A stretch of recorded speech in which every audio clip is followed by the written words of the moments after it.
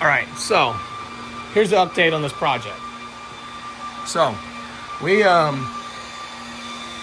this. Ethan from Moonshot and his team made this for Kaboom Racks a couple years ago. It was never used. I'm struggling to not put my fingers in front of the camera lens. Sorry. So I put 3 miners in here, an S19 88 terahash and 2 T19s, as I figured they were decent sacrificial machines. So I have pumped this thing full and dry and full and dry and full in that order, that number of times, because we had to address 2 leaks. This is also the first PVC project I've ever done. Sarah helped me out with that a lot. So I've promised a handful of people, a handful of updates. Oh, I see I didn't actually move that one back. Oops. Well, that one should be there lined up right here, but whatever. So there's a plate in the bottom. There's two pipes that have little holes in them, little 1-inch pipes with holes in them. They supply cold fluid up. This guy runs on 120. This guy runs on 240.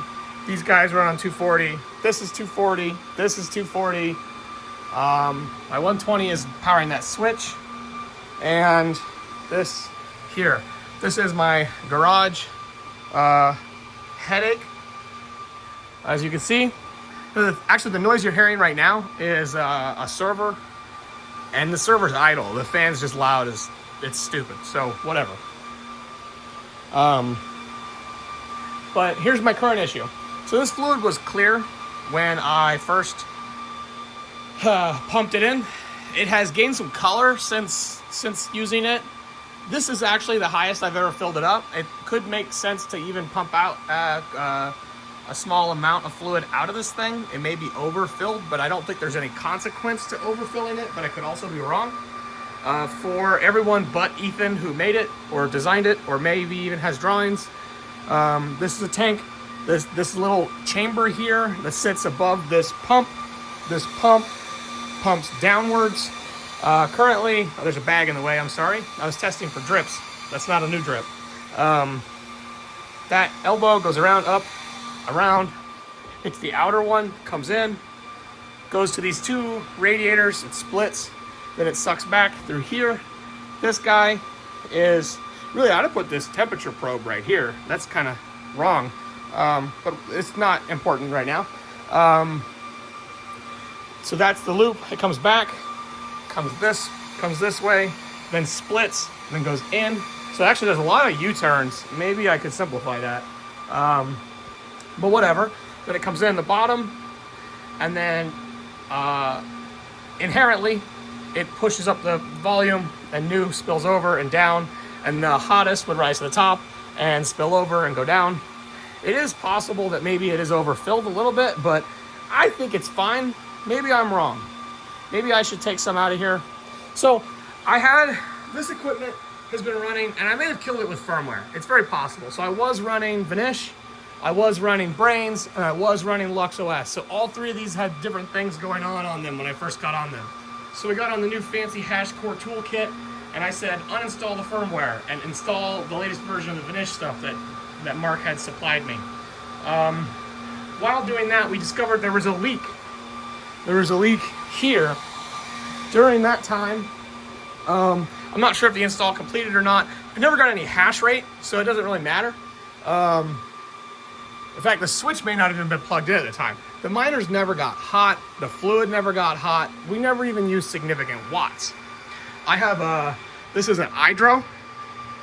My buddy Darko told me to buy one of these things. It's actually been pretty handy.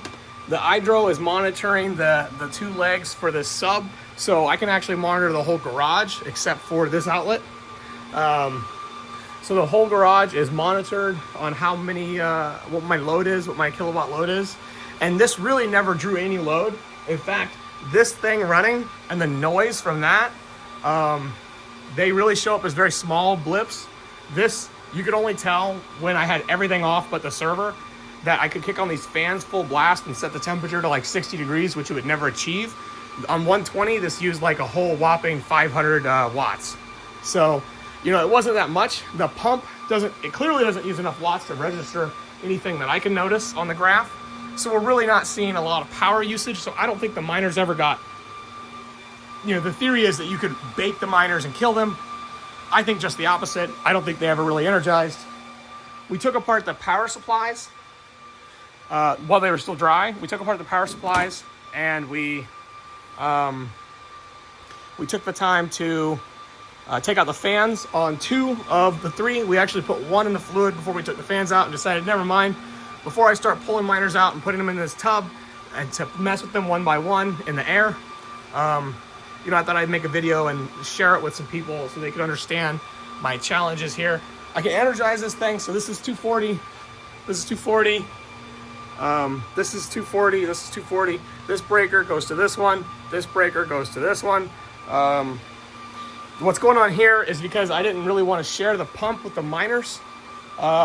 This is a huge waste of a 30 amp breaker, which I'm going to redo this at some point with a little tiny guy.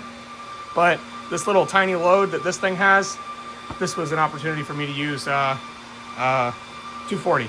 Also, there's the creep of the fluid up the cables. I don't know how other people combat this. I'm actually interested in understanding that. I'm going to share this video around when I'm done. But look, I'm going to start this thing right now. So I turn this guy on. That should do that one, which is the pump. You should see nothing happens, but I can feel the pump is running. The pump's running and the fluid, I suppose, is moving.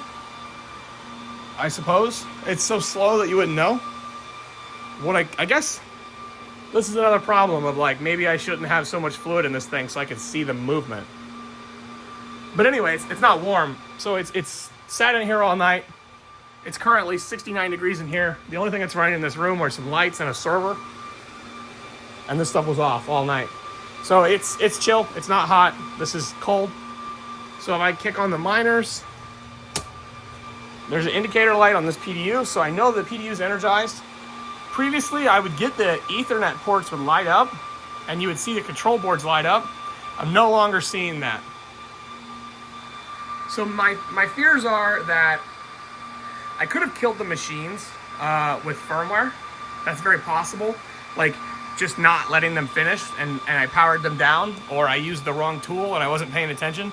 You know, things change. These machines have been retired for a year. I only break them out in the winter to heat with. I definitely have more. I also have spare control boards, so I should be able to resolve that once I get them out of the fluid, if that's the issue. The other concern is, you know, all the opaqueness that has appeared in this tank might be indicative of some kind of contaminant, but again, I'm not sure. I don't know what I'm doing. I'm just kind of slapping things together, being an idiot. Actually, I don't think I've done anything wrong up to this point.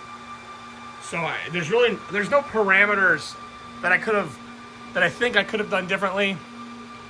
Possibly in air before disassembling the machines, I could have unified them all onto one firmware. I could have triple checked that every hash board worked. Whatever. On my server in here, one of the things that's running on the server is a pickaxe for Foreman. Foreman did pick up and import one of the T19s on here and change his pools, and it did even show that I hit 50 terahash. So that is more than nothing. And you know, at some point I was mining some small amount, but 50 terahash on 3, you know, 80 plus terahash machines is nothing spectacular. This fluid's definitely moving. I just don't know how to.